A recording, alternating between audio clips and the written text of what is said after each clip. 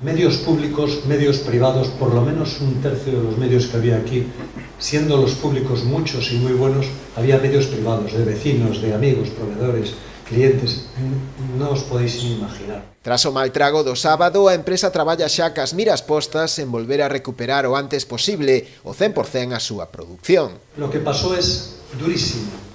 Sufrimos viendo. Posiblemente no sufrimos tanto porque no nos lo permitimos. Se trataba de apagar los fuegos, eso el sábado.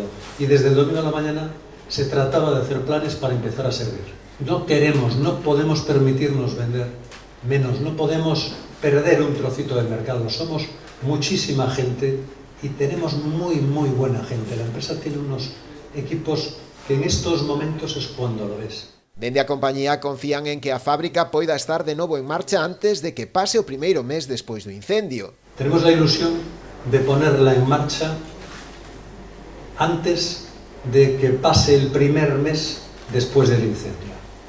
Creo que lo vamos a lograr.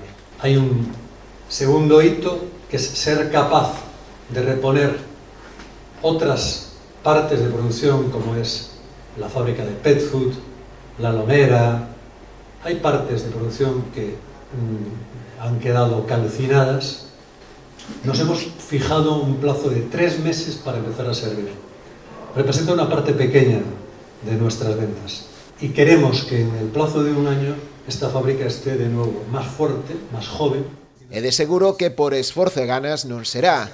A conserveira boirense, con máis de 60 anos de historia, conta con marcas tan consolidadas como a Rianxeira ou Escurís, cunha facturación de máis de 700 millóns de euros ao ano e con máis de 5.000 traballadores.